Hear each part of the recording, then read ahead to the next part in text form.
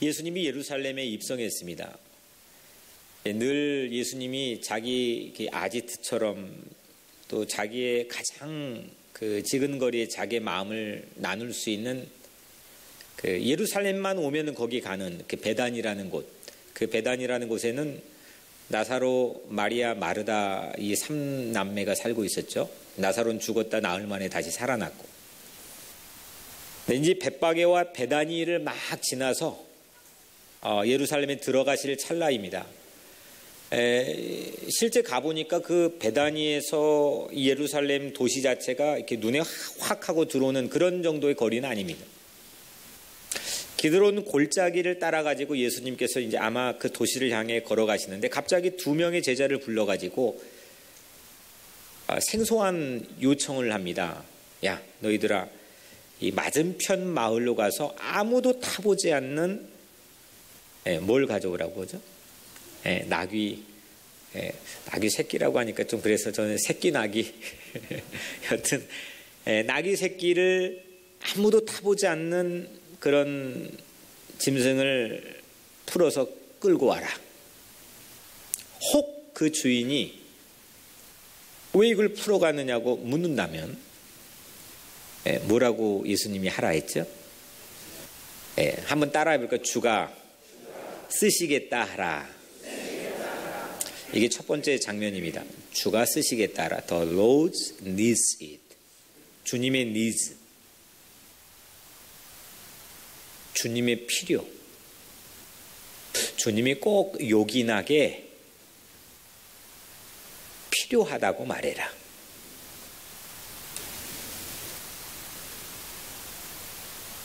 이 주님의 말씀은 우리의 신앙에 매우 중요한 활력을 제공해 줄 수 있는 아주 깊이 은총이 담겨 있는 그런 말씀입니다. 왜냐하면 사람이 뭔가 행동을 하고 내가 뭔가 프로젝트를 시작할 때는 이유가 있어야 됩니다. 명분이 없으면 가다가 중단에 스톱하게 됩니다. 하지만 내 마음에 이게 쉽게 사라지지 않는 이 명분이 확실하게 있게 되면 그 일에 대한 열매를 맺게 되는 가장 중요한 요인이 되지요. 우리 크리스찬들은 모든 일을 하는 데 있어서 한 가지 중요한 명분을 부여받았습니다. 그게 뭐냐면 주가 쓰시겠다 하라. 주님이 필요하시면 하는 겁니다. 주님이 요긴하게 사용하시겠다고 한다면 내어드립니다. 내 시간도, 내 삶도, 물질도, 내 마음도. 주님의 뜻이라고 한다면 그게 우리 삶의 행동의 중요한 이유와 명분이 됩니다. 이걸 잃어버리면 혼동이 됩니다. 갈팡질팡합니다. 이건 내가 왜 하지? 그러다 보면은 생각이 복잡해집니다. 내가 바깥에서 일을 하든지 아니면 공부를 하든지 또 가사 일을 하든지 또 교회 안에서 어떤 헌신을 하든지 분명한 이유가 없으면 그 일을 하면서 우리는 자주 혼동을 경험하죠. 방황합니다. 또 시험에도 빠집니다. 하지만 주가 쓰시겠다 하라. 이게 주님의 필요라고 한다면, 주님이 꼭 쓰시겠다고 한다면 우리는 그게 우리 삶의 중요한 명령이 됩니다. 근데 오늘 주님은 주님의 필요를 두 제자에게 요청을 했는데 나귀 새끼를 요청을 했습니다. 주님의 필요는 과하지 않았습니다. 부담이 되지 않았습니다. 그리고 뽐내지도 않았습니다. 나를 향해서 이 땅의 왕이신 내 인생에 지금 입성해 오고 계시는 그 주님께서 나에게 꼭 필요로 하시는 게 무엇일까요? 우리 교회에 우리 주님께서 요청하신다면, 우리 주님께서 우리 교회에 꼭 필요로 한 것이 무엇일까요? 이 뉴욕에 무진장 교회가 많습니다. 한인교회뿐만 아니라 다인종 교회들이 이 뉴욕에 어마어마하게 많이 있습니다. 이 뉴욕에 있는 모든 교회가 우리 주님에게 꼭 필요한 교회가 되기를 정말 바라지만 그 중에 이 뉴욕 우리 교회가 우리의 필요에 의해서 모이지 않고 주님이 꼭 필요로 한 교회, 우리 예상으로 우리의 평가로 이 교회가 필요로 한 교회다, 필요하지 않는 교회다, 이게 아니라 주님이 이 교회는 없으면 안 된다, 이 교회는 정말 필요로 하다, 그렇게 우리에게 혹 요청했을 때 이 교회 안에 있는 주님의 필요가 무엇일까요? 여러분들의 가정은 어떻습니까? 결국 열심히 우리 자녀들 공부시킨 이유도 세상에서 필요로 하는, 아주 존귀하게 절대적으로 필요로 하는 사람으로 기르기 위해서 우리 자녀들 공부시키는 거잖아요. 여러분들의 가정, 여러분들의 자녀, 주님이 꼭 필요한 그런 가정이다. 우리 가정은 없으면 안 된대.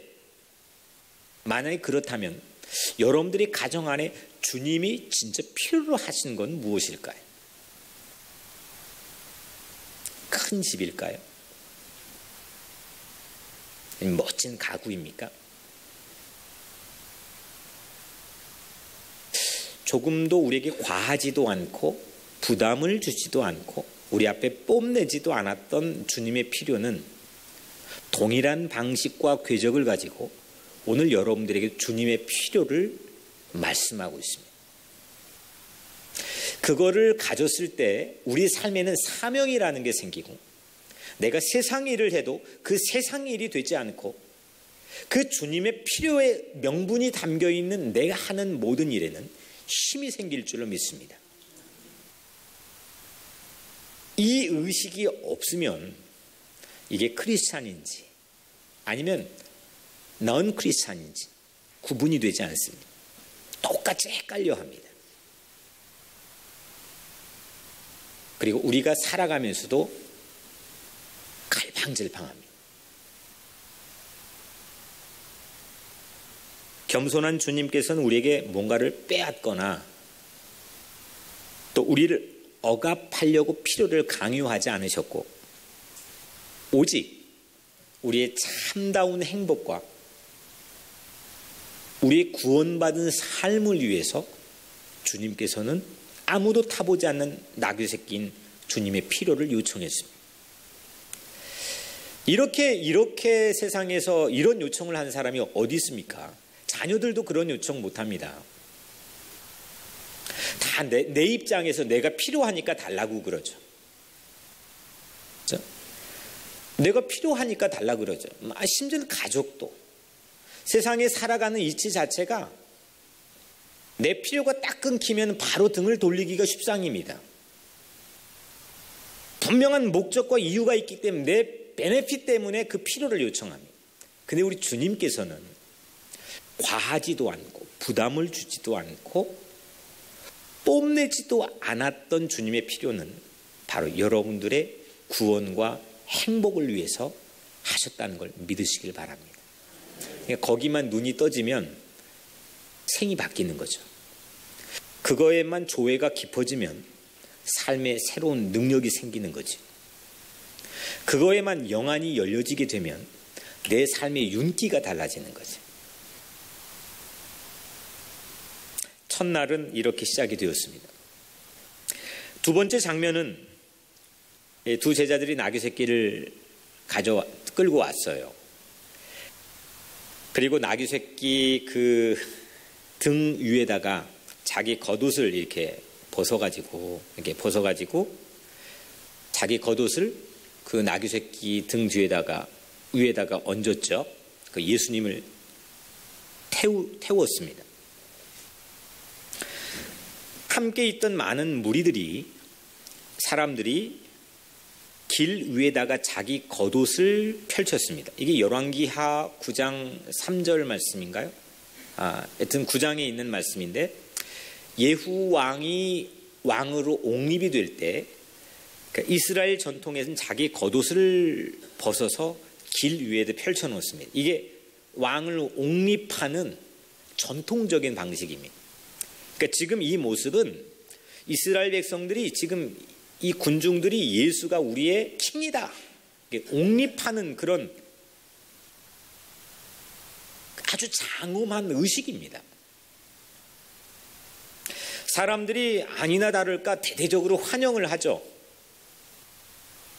감람산이 내리막길로 접어드는 이 등성이에서는 온 무리가 자기가 목격했던 그 예수를 통해서 자기가 목격했던 놀라운 일들을 통해서 막 찬양이 터져 나오고 기쁨에 겨우 어쩔 줄 몰라 하는데, 그때 찬송하리로다 주의 이름으로 오신 왕이여, 하늘에는 평화여, 가장 높은 곳에는 영광이로다. 아멘. 이 찬양이 막 터져 나오는 거예요. 오늘 성가대도 막 찬양이 터져 나왔죠. 아멘. 성가대, 우리 성가대 너무 멋져요. 오늘 우리 종려주일에 마찬가지로 우리 위에 주님께서 올라타셔야 돼요. 그 주님의 임재를 우리가 체험해야 돼요. 왕이신 주님을 우리 삶에 영접하고 모셔야 돼요. 승리를 눈앞에 두고 있는 이 격한 기쁨. 지금 사람들이, 무리들이 찬양하는 건 그냥 찬양이 아니거든요. 그동안 억눌려 있고 로마 제국주의에 숨죽이며 살아갔던, 이분이면 되겠다라고 하는 그 승리를 눈앞에 두고 있는 이 격한 기쁨을 가지고 왕을 옹립하는 장면입니다. 그 격한 기쁨의 본능이 오늘 내 안에 다시 샘솟고 내 안에서 뿜어져 나오기를 주님의 이름으로 축복합니다.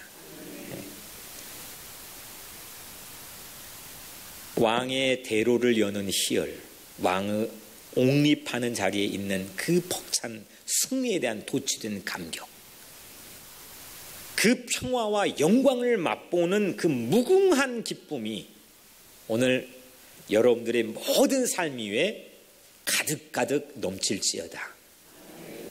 이것이 종려 첫날에 맛본 그 감격과 은혜였는데요. 그런데 그 무리들 틈에 함정이 있었습니다. 오늘 본문을 보니까 무리들 가운데 몇몇 바리새인들이 예수님께 지금 이 모양으로 막 지금 얼마나 멋있었겠습니까? 그 기쁨에 마비된 본능들이 확 세포들이 열리고 찬양이 터져 나온 제자들 보고 저 사람들 단속하라고 이 몇몇 바리새파 사람들이 예수님께 핀잔을 줍니다. 그러니까 그 무리들이 섞여 있는 거예요. 우리도 지금 같이 지금 종려주일 같이 예배드리고 있어요. 네, 이 무리들의 그 기쁨을 누리지 못하는 사람들이 섞여 있었던 겁니다. 그들은 이 절체절명 귀중한 순간 예수님의 가장 가까운 거리에 있었지만 마음으로는 가장 먼 거리에 있던 사람들이죠. 우리도 그렇습니다. 우리 오늘 주님과 가장 가까이 성전 안에 함께 예배드린 자리에 있지만 주님과 마음이 먼 자리에 있으면 되지 않습니다. 이후에 어찌 됐든 간 주님은 여러분들을 구원하시기 위해서 주님 필요를 요청하시기도 하고 준비된 예비된 은혜를 여러분들이 베풀기를 원하십니다. 오늘 이 시간에 주님과 여러분들의 마음이 가장 가까운 곳에 서 있어서 어떤 함정과 시험에도 빠지지 않고 주님이 주시고자 하는 그 놀라운 은총을 여러분들이 누리기를 바랍니다. 종려주일에 주님이 걷기 시작했던 이 벳바게부터 시작했던 그 입성의 길은, 그리고 골고다까지 갔던 그 한 주간의 길은 바로 이런 길이었습니다. 환호했던 그들이 여론에 휩쓸려서 배신을 하고 측근에 머물렀던 제자들이 등을 돌리고 이제는 100%의 여론이 자기를 향해서 십자가에 못 박으라고 외치고 말도 되지 않는 부정한 재판장에서 피고인으로서 모멸감을 당하게 되고 결국 극심한 고통의 처형의 형틀에서 죽음을 당해야 될 수밖에 없는 그 길을 아심에도 불구하고 아버지의 뜻이라면, 아버지의 필요라면 그 길을 걸어가셨습니다. 이게 크리스찬의 길입니다. 세상에 우리 모습을 알맞고 멋지게 홍보하고 알려내고 사람들이 호도를 받아내고 사람들이 인정을 끌어내서 우리를 근사하게 포장하고 만드는 길의 모습은 많은 교회들이 서 있습니다. 하지만 이 종려주일 첫날부터 시작됐던 한 주간에 걸어가셨던 그 십자가까지의 그 예수님의 길을 묵묵히 어떤 상황에도 그 주님이 쓰시겠다고 하는데, 주님의 필요로 하는데 그 길을 순종하며 걸어가는 그런 교회, 주님의 필요로 하는 교회는 글쎄 우리 교회가 그런 교회 되기를 주님의 이름으로 축복합니다. 그런 교회에 대한 자긍심과 그런 교회에 대한 기쁨을 가지고 우리 교회를 함께 세워나가면 좋겠습니다.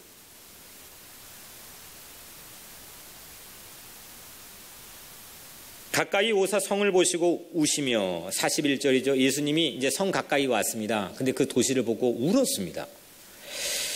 분명히 방금 전에 사람들은 환호했습니다. 기뻐했습니다. 그런데 예수님은 울었습니다. 감정 채널이 서로 맞지 않고 있습니다. 예수님이 이유를 42절에 밝혀놓으셨는데, 너도 오늘 평화에 관한 일을 알았더라면 좋을 뻔하였거니와. 그건 몰랐다는 거죠. 그러니까 감정 채널이 안 맞는 거죠. 오늘 평화에 관한 일을 알았더라면 좋을 뻔하였거니와 지금 내 눈에 숨겨졌도다. 지금 이 도시가 이 팍스 로마나 이 보이지 않는 사람들이 다 순응해버리고 반병신으로 만들어버린 이 로마 제국주의 폭압적인 이 사슬, 그리고 그게 만들어낸 세상의 그 가득한 악과 죄, 그로 인해 망가진 모든 평화, 그걸 보고 주님은 우셨습니다. 그런데 사람들은 그걸 보지 못해서 반절만 보고 환호했습니다. 주님의 그 흘리셨던 눈물은 당시 평화를 잃어버린 그 도시를 향한 긍휼과 사랑이었습니다. 이게 주님의 마음입니다. 여러분들의 삶을 보고도 마찬가지. 오늘 말씀에 원수들이 포병대를 몰고 와서 사방을 포위하고, 나중에 AD 70년도에 예루살렘 도시가 이런 모습으로 전멸되죠. 적군들이 포병대를 몰고 와서 사방을 포위하고 자녀들을 맺히고 살해하고 돌 하나 돌 위에 남지 않는 전멸을 눈앞에 둔 상황에서 주님은 우셨습니다. 그리고 이유를 이렇게 밝힙니다. 44절에 이는 내가 보살핌을 받는 날을 알지 못함을 인함이니라. 보살핌을 받지 못하는 날, 주님의 보살핌을 받지 못하면 우리는 원수에게 반드시 포위를 당합니다.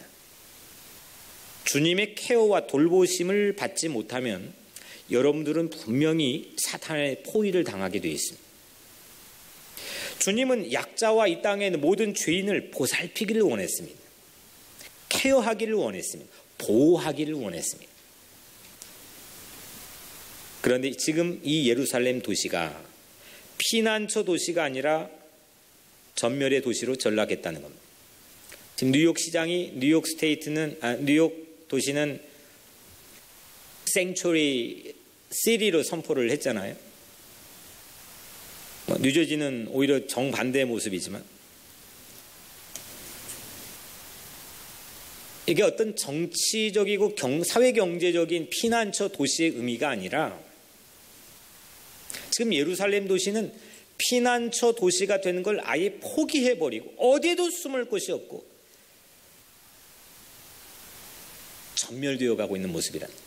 AD 70년에 멸망되었을 때, 제가 작년에 예루살렘에 갔다 왔을 때 끔찍한 얘기를 그 현장에 들었던 기억이 있는데, 예루살렘 성전 안에, 성전이 크니까요, 어디를 가서 베데스다 연못가 정도 되겠네요. 성전 안에서 사람들을 무자비하게 AD 70년에 사람들 살해하니까 애기들을 안고 아녀자들이 지하, 수로죠. 그러니까 우리로 치면 하수구. 그쪽으로 피신을 시켜 지하로 피신을 하는데 우리가 아는 베데스다 연못가 그쪽으로 나오는 길목에서 이 로마 군인들이 기다리고 있다 칼로 거기 다 목을 치는 겁니다. 무자비하게 죽었습니다. 전멸당했습니다. 피할 곳이 아무것도 없었습니다.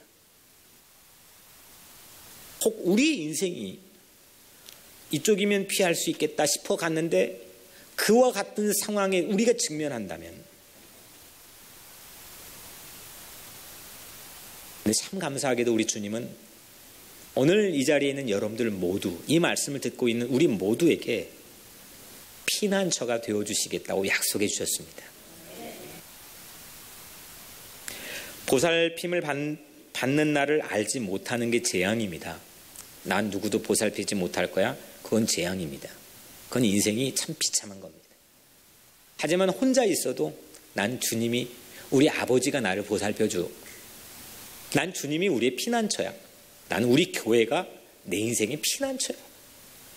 이렇게 고백하고 믿고 신뢰하는 사람, 그 사람은 인생이 복받은 사람이에요.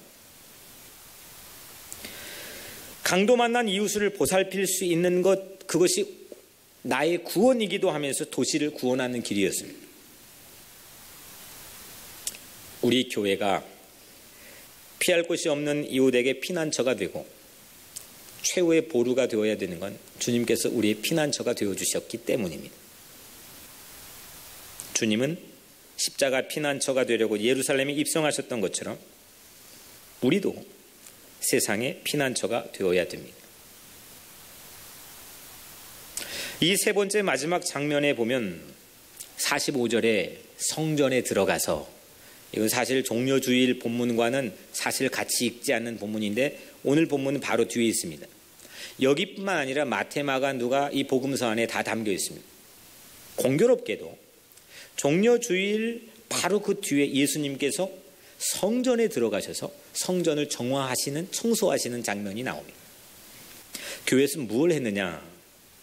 장사하는 자들을 내쫓으시며 장사하는 영업소들이 그 교회 안에 고리대를 통해서 가난한 이 헌금을 가지고 오는데 그 흠이 없어야 되니까 저 갈릴리 우에서부터 양 끌고 왔는데 조금 흠이 있다고 트집 잡아서 이걸로 성전에 제공하는 걸로 해야 된다고 그걸 내밀어 바꿔치기에 고리대를 뜯어내고 막대한 이윤을 추구하는 장사치들이 그 성전 안에 있었습니다. 중세시대 면죄부를 판매해서 교황들의 배를 살찌우고 또 건축의 품을 넓히고 그런 타락한 중세시대의 역사를 우리는 알고 있습니다. 오늘 우리들은 어떻습니까? 교회는 자신의 이익을 위한 영업소가 아니라 주님의 필요를 위한 기도처입니다. 그래서 세상은 기도자들을 추방할지는 모르겠지만 주님은 교회에서 영업소를 추방했습니다. 그것이 피난처 교회입니다. 세상은 같이 살기 힘들다고 서류 미비자들을 추방할지는 모르겠지만 주님은 그 악의 근원들을 추방하십니다. 내 집은 기도하는 제비 되리라 하였거늘 너희는 강도의 소굴을 만들었도다.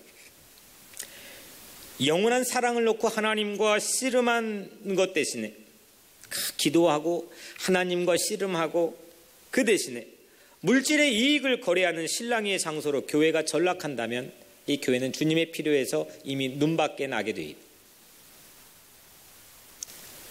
종려주일은 우리 피난처가 되기 위해 십자가에 향하신 첫날이기도 하며 보살핌이 있는 피난처 교회를 향한 주님의 열심이 종려주일의 의미입니다.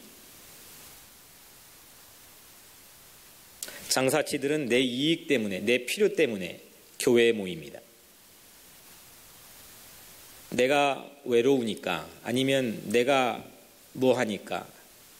근데 그 수준을 조금 더 업그레이드 시켜버리면 정말 멋진 교회가 되기 위해서는 주님의 필요 때문에 모여있는 그 주님의 필요 때문에 의기양양하게 용기 있게 열정을 가지고 삶을 살아나가고 신앙생활을 하는 사람들이 모여있는 교회, 그 교회가 주님이 기대하시는 교회인 줄로 믿습니다.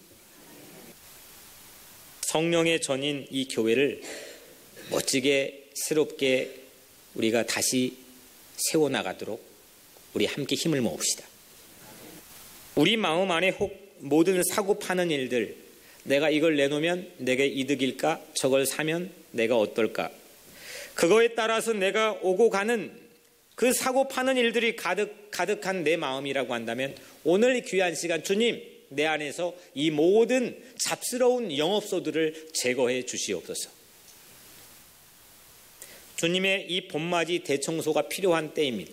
사랑하는 성도 여러분, 우리가 또 우리 교회가 주님이 꼭 필요로 하고 타실 수 있는 나귀가 되기를 축복합니다. 모두가 침묵해도, 모두가 비겁하게 뒷걸음질 쳐도 소리 지를 수 있는 돌이 여러분들 되기를 주의 이름으로 축복합니다. 주님의 집인 이곳은 주의 보살핌이 가득한 곳, 주의 피난처가 되시는 곳, 그 피난처 교회가 우리 교회인 줄로 믿습니다. 이 집으로 열방을 품고 돌아오게 하는 홈커밍의 기도 또한 주님의 필요입니다. 우리가 피난처 되시는 주님의 집에서 기쁨의 세포, 다쳤고 마비되었던 내 기쁨의 세포가 열리고 기쁨의 찬양이 터져 나와서 이 아름다운 말씀의 공동체를 통해서 주님의 뜻이 이루어지고 여러분들의 삶에 하늘의 영광과 평화가 가득하시기를 주님의 이름으로 간절히 축복합니다.